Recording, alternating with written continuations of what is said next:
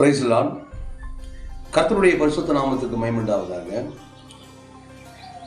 கிறிஸ்துவுக்குள் வாழ்கிற அன்பு சகோதர சகோதரிகள் ஊழியக்காரர்கள் அனைவருக்கும் மறுபடியும் கூட ஒரு செய்தியின் வாயிலாக உங்களை சந்திப்பதை நான் மகிழ்ச்சி அடைகிறேன். இன்னைக்கு நித்திய ஜீவன் அப்படின்னு சொல்லி பார்க்கணும். நித்திய ஜீவன் யாருக்கு? டக்குன்னு ஒரு ஆன்சர் சொல்லுவேன். எப்படி சொல்லுவோம்? நித்திய ஜீவன் யாருக்கு கிடைக்கும் அப்படின்னு நம்ம என்ன சொல்லுவோம்? ஏசப்பா எத்தனை பிள்ளைங்களுக்கு கிடைக்கும் சொல்லுவோம். அது உண்மைதான். ஆனால் வேதத்தில் என்ன சொல்லுறது நான் வாசிக்கலாமா? யோவான் 6ஆம் அதிகாரத்தில் கவுனி இயேசு நாமத்தினால 47வது வசனம் கவுனிங்க. என்னிடத்துல விசுவாசமா இருக்கிறவனுக்கு நித்திய ஜீவன் என்று மெய்யாகவே உங்களுக்கு சொல்லுகிறேன். என்னிடத்துல விசுவாசமா இருக்கிறவனுக்கு நித்திய ஜீவன் என்று உண்டு என்று மெய்யாகவே உங்களுக்கு சொல்லுகிறேன் ஆண்டு சொல்றேன். இப்போ ஏசாப்பா கிட்ட நம்ம என்ன பண்ணணும்? விசுவாசமா இருக்கிறோம். ஏசுவாப்பாவை விசுவாசிக்கணும். வேதத்தில் ஒரு வசனம் சொல்லுது, பிசாசு கூட இயேசுவை விசுவாசிக்குதான். பிசாசுக்கு அப்ப நித்திய ஜீவன் உண்டா? இயேசுவை விசுவாசித்து நடுங்குகிறதான். நான் சொல்றது, உன்னதமான தேவனுடைய குமாரனே, என்னை வேதனைப்படுத்துவா வந்த, என்னை வேதனைப்படுத்தாதபடி நான் வேண்டிக் கொள்றேன், அந்த பண்டிகைக்குள்ள போய் என் அனுமதின்னு சொல்றாங்க. அப்ப பிசாசுகள் கூட நடுங்குகிறது. அப்ப பிசாசுகளுக்கு நித்திய ஜீவன் உண்டா? ஏன்னா நரகம் என்னப்படுகிறது? யாருக்காக உண்டாக்கப்பட்டதுன்னு சொல்லப்பட்டிருக்குது. நரகம் என்று ஒன்று யாருக்காகனாக்கா பிசாசுக்காக தான் நரகத்தை உண்டாக்குனார். மனிதன் கீழ்ப்படியாமனால தேவனுக்கு பிரியமில்லாத காரியங்களை செய்கிறதுனால அது கூட பிசாசோட கூட அந்த பங்கு அவங்களுக்கு கிடைக்குன்னு சொல்லிதான் போட்டிருக்கு. ஆனா பிசாசு மனுஷனுக்காக நரகம் உண்டாக்கப்படுது. அவ விசுவாசிக்கிறவர்களுக்கு நித்திய ஜீவன் உண்டு. அப்ப நித்திய ஜீவன் உண்டு அப்படின்னாக்கா ஆண்டவர் 2 மெய்யான சொல்லிட்டார். அப்ப உறுதியாக்கிட்டார். அப்ப எதை விசுவாசிக்கணும் அப்படின்னாக்கா ஆண்டவர் சொல்றாரு 48ல ஜீவ அப்பம் நானே அப்படின்ற. அப்ப ஜீவ அப்பம்னாக்கா இன்னைக்கு உலகத்துல ஒரு அப்பம் புசிக்கிறோம். அது சரீரத்துக்கு, இந்த உலகத்துக்குரியதுக்கு. இந்த அப்பத்தை புசிக்கலனாக்கா நம்ம இந்த உலகத்துல வாழ முடியாது. ஆனா இயேசு என்கிற அப்பத்தை நான் புசிக்கலனாக்கா பரலோகத்துக்கு போக முடியாது. அப்ப நான் தான் ஞாயிற்றுக்கிழமைனா போயிட்டு மாதத்துல ஒரு நாள் திருவிருந்து எடுத்துக்கொள்றேனே, நான் தான் ராபோஜனம் எடுத்துக்கொள்றேனே, அப்ப அவர் அப்பத்தை புசிக்கிறேனே, நல்லது. நம்ம அதுவும் அவரை நினைவு கூறும்படியா அதை செய்யறோம். இது புதிய உடன்படிக்கக்கூடிய என்னுடைய ரத்தமா இருக்குதுன்னு சொல்லியிருக்காரு. அவருடைய சரீரத்தை குறித்து சொல்லியிருக்கிறார். நல்லது. ஆனா அதுவே கிறிஸ்துவ வாழ்க்கை கிடையாது. அப்பம் புசிக்கணும், அவர் ரத்தத்தை பானம் பண்ணணும், அது மாத்திரம் இல்லை, அவரை விசுவாசிக்கணும். ஆனா இன்னொரு காரியத்தையும் ஆண்டவர் வலியுறுத்துகிறார். அவனி இயேசு நாமத்துல அவனி நானே வானத்திலிருந்து இறங்கின ஜீவ அப்பம், இந்த அப்பத்தை புசிக்கிறவன் என்றென்றைக்கும் பிழைப்பான். நான் கொடுக்கும் அப்பம் உலகத்தின் ஜீவனுக்காக, நான் கொடுக்கும் அப்பம் உலகத்தின் ஜீவனுக்காக நான் கொடுக்கும் என் மாம்சமே என்றார். ஸ்தோத்திரம். கவுனி இயேசு நாமத்துல ஆண்டவர் சொல்றாரு, நானே வானத்திலிருந்து இறங்கின ஜீவாப்பம். அப்ப இந்த அப்பத்தை என்ன பண்ணணும்னாக்கா, இந்த அப்பத்தை புசிக்கிறவன் சொல்றாரு. அப்பத்தை புசிக்கணும் அப்படின்னு என்ன சொல்றாரு?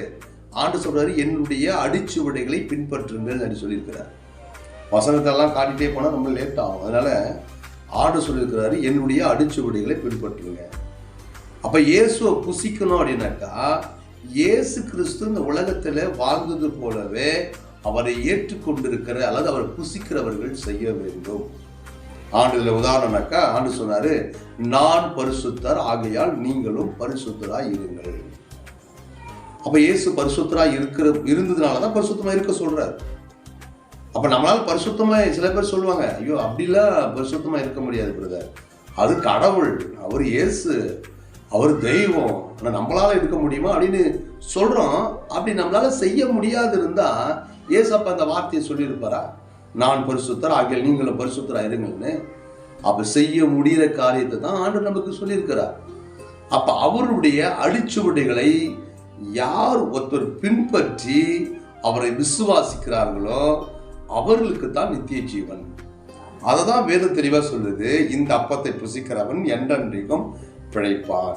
இயேசு சொன்னது போல தன் வாழ்க்கையை மாற்றிக்கொள்கிறவர்கள், தன் வாழ்க்கையை அந்த இயேசுவை போல வாழ்கிறவர்கள் என்ன பண்ணுவாங்க, அவங்களுக்கு என்றென்றைக்கும் அவங்க பிழைப்பாங்கன்னு சொல்லுது. இயேசுவை புசிக்கிறது அதுதான், இயேசுவை உட்கொள்றது, இயேசுவை போல வாழ்க்கை, இயேசுவை போல பேச்சு, இயேசுவை போல நடத்த, இயேசு நமக்கு என்ன சொல்லி கொடுத்தாரோ அதன்படியே செய்யறது. அப்படிலாம் செய்யும் போது வேதம் சொல்றது அவன் பிழைப்பான். நான் கொடுக்கும் அப்பம் உங்களுக்கு, நான் கொடுக்கும் அப்பம் உலகத்தின் ஜீவனுக்காக நான் கொடுக்கும் என்னுடைய மாம்சமே என்றார். அதுதான் ஆண்டு சொல்ற. இயேசு கிறிஸ்து நம்ம ஊர் தெய்வமா, இல்லை பக்கத்து ஊர் தெய்வமா, இல்லை இந்திய தேசத்துடைய தெய்வமா, இல்லை வெளிநாட்டு கடவுள் அவரே பாருங்க.